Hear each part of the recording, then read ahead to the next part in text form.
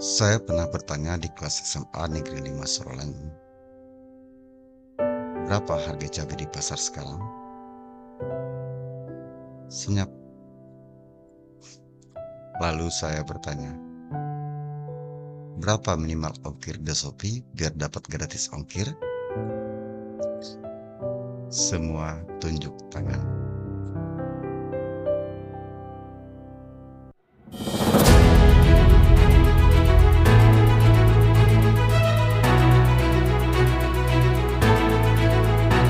Ekopan, Economic Fun and Deep Learning, adalah media pembelajaran berbasis gamifikasi yang dirancang untuk menjawab satu pertanyaan sederhana.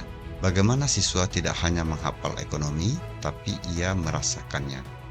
Saya menemukan 4 masalah berulang di kelas saya, dan kemungkinan besar di kelas Bapak Ibu juga. Yang pertama adalah belajar yang pasif, yang kedua adalah konteks yang abstrak, yang ketiga adalah tingkat retensi siswa yang sangat lemah, dan yang keempat adalah rentang fokus siswa Gen Z yang sangat pendek.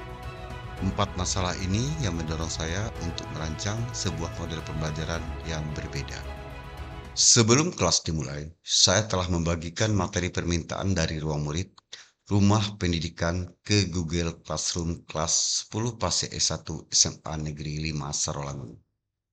Tujuannya sederhana, memberi bekal kognitif awal, definisi, dan faktor-faktor permintaan sebelum mereka masuk ke sesi Ekopan di papan interaktif digital.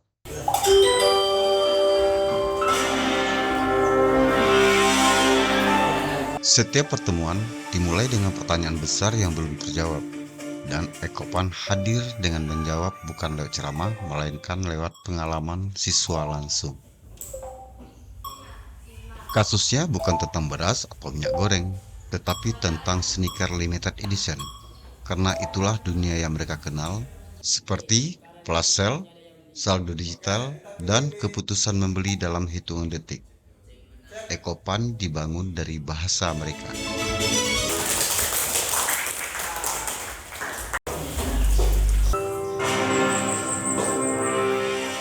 Sesi kedua, bagaimana permintaan individu membentuk permintaan pasar.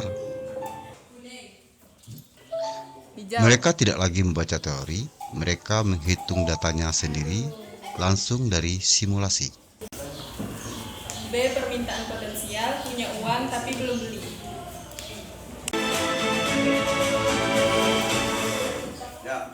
Sesi ketiga, faktor-faktor yang bergeser permintaan bukan dari buku teks, tapi dari berita lokal dalam konteks yang mereka kenal. Sesi keempat adalah momen kurva permintaan. Bukan digambar guru di papan tulis, tapi dibangun dari titik demi titik oleh siswa sendiri lewat keputusan harga yang mereka buat.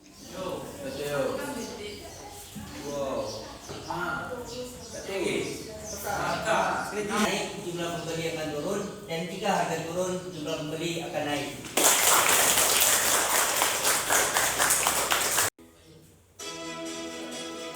Sesi terakhir adalah boss battle. Mereka tidak takut lagi dengan persamaan fungsi permintaan, karena pemahaman mereka sudah dibangun dari sesi demi sesi.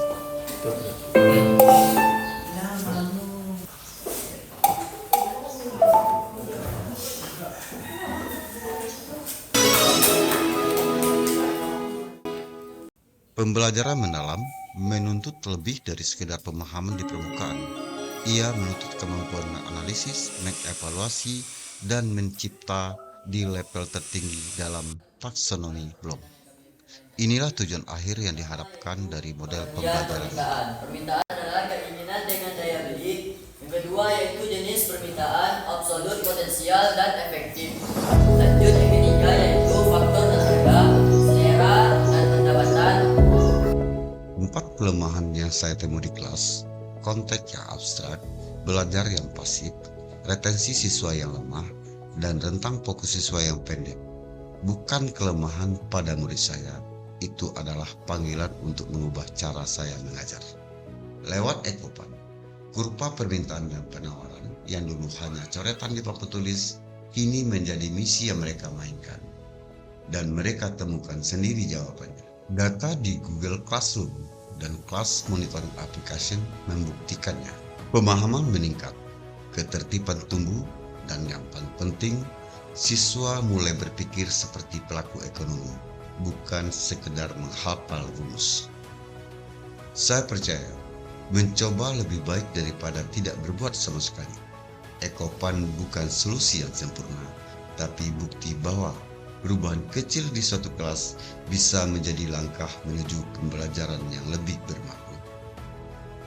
Guru pejuang digital, berani mencoba, berani berkarya, salam inovasi.